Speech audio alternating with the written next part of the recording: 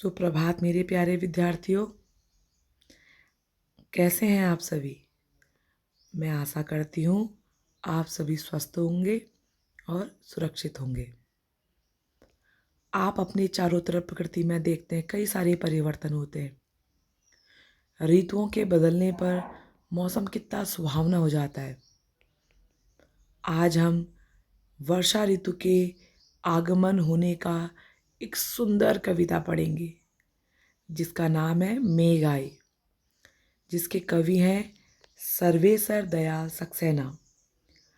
सर्वेसर दयाल सक्सेना जी का जन्म उत्तर प्रदेश के बस्ती जिले में सन 1927 में हुआ।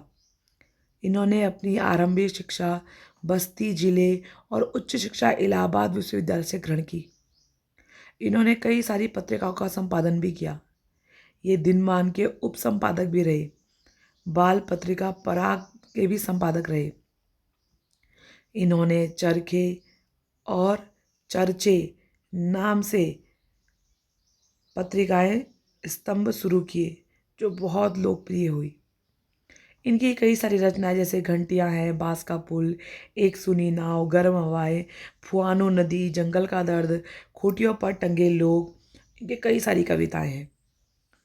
इन्होंने कई उपन्यास लिखे, कई कहानी भी लिखी, निबंध भी लिखे, बाल साहित्य यानी बच्चों से संबंधित साहित्य भी लिखे। इन्हें हिंदी साहित्य में अकादमी पुरस्कार से सम्मानित किया गया है।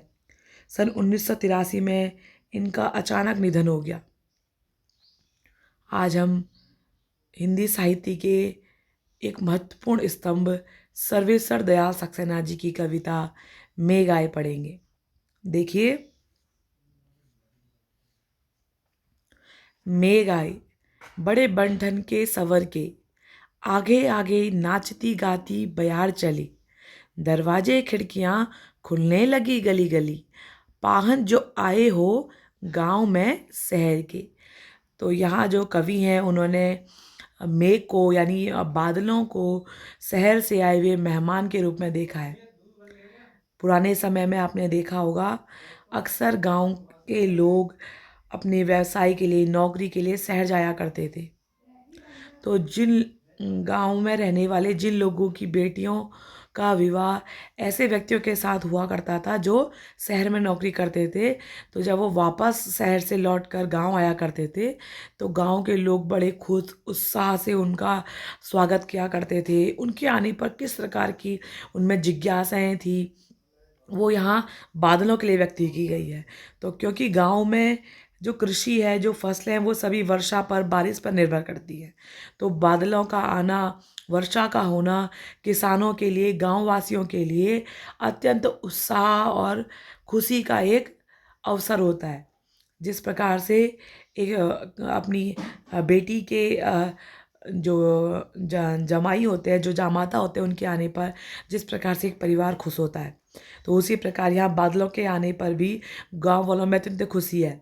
तो कवि का यहाँ केवल यही आशा है कि जो बादल हैं वो बड़े बन के और संवर के आए। जिस प्रकार से एक शहरी व्यक्ति, शहरी मेहमान जो है गांव में बड़ा बन के सूट बूट पहन के अपनी शान और शौकत दिखाने के लिए, अपना कार्य, अपनी प्रतिष्ठा दिखाने के लिए आता है, तो वो किस प्रकार से व्यवहार करता है, उसकी वेशभूषा कितनी सुंदर होती है। तो ऐसे ही यहाँ बादलों को भी शहरी मेहमान की तरह कहा गया है जो बड़ा बन ठन के संवर के आया है, जिसके आने की सूचना देने के लिए आगे आगे नाचती गाती यानी धूल उड़ाती हुई आगे उफान की जैसी, तूफान की जैसी हवा चल रही है। जिस हवा के आने से ऐसा लग रहा है कि ये बादलों के आने की सूचना लेकर आई है, जिसके आने से गली के जो घर हैं उनके खिड़कियां, उनके दरवाजे सभी हवा से खुल गए हैं। ऐसा लगता है कि पाहन यानी मेहमान, उस शहरी मेहमान के आने से गांव में हवा भी खुश हो गई है, जिसके आने से खिड़कियां दरवाजे खुल गए ताकि लोग उन खिड़कियों से झांकें और देखें कि यह मेहमान जो है वो कैसा बन के आया है, वो कैसा दिख रहा है, वो क्या सामान लेके आया है, वो उसकी वेशभूषा कैसी है, वो दिखने में कैसा है।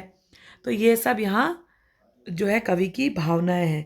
तो प्रस्तुत पंक्तियों में कवि बादलों की तुलना शहरी मेहमान से करते हुए कहते हैं कि जिस प्रकार जो शहरी मेहमान है वो सज धज के आते हैं, उसी प्रकार बादल भी अलग अलग रंगों में सज धर कर आते हैं। आपने देखा होगा कहीं बादल काले रंग के दिखते हैं, कहीं बादल सफ़ेद रंग के दिखते हैं, कहीं हल्के से धुंधलिए, हल्के से नारंगी संतरी नारंगी रंग के जैसे दिखते हैं, है ना। कभी बादल बड़े घने दिखते हैं, कभी बादल बड़े आसमानी दिखते हैं। तो यहाँ भी इनके जो रंग हैं उनके माध्यम से बताया कि जिस प्रकार लोग अतिथि के आने पर खुश हो जाते हैं, उसी प्रकार बादलों के आने पर भी जो किसान हैं वो बड़े खुश दिखाई दे रहे हैं। उनके आगे जो हवा चल रही है उनकी सूचनाएं लेकर आ रही है, जिसके कारण घरों की खिड़कियां और दरवाजे खुल गए हैं। सभी अपने घर से घर आए हुए अतिथियों का स्वागत करने के लिए तैयार है। कहने का मतलब यह है कि वर्षा ऋतु में काले काले बादल घिराए हैं, हवा भी मस्त होकर चलने लगी है। लोगों ने वर्षा की प्रतीक्षा में अपने घर के दरवाजे और खिड़कियां खोल दिए हैं। सभी बादलों का इंतजार कर रहे हैं, सभी किसान बादलों का इंतजार कर रहे हैं ताकि बारिश हो और उनकी फसलें हरी हो जाए। आपको ये समझ में आया होगा। ठीक है बेटा, अगला हम इसका जो पैरा है, जो इसका अगला काव्यांश है, उसको हम नेक्स्ट वीडियो में एक्सप्लेन करेंगे। ठीक है, आप इस कविता को ध्यान से पढ़िएगा, इस वीडियो को अच्छे से समझिएगा और इसके प्रश्नोत्तरों को भी आपने करना है। तो आप देखेंगे जो पहला वाला जो प्रश्न है, बादलों के आने पर प्रकृति में जिन गतिशील क्रियाओं की कवि ने चित्रित किया है उन्हें लिखिए। तो आपने यहाँ पढ़ा होगा कि दरवाजे खुल गए हैं, हवा आ गई है ना,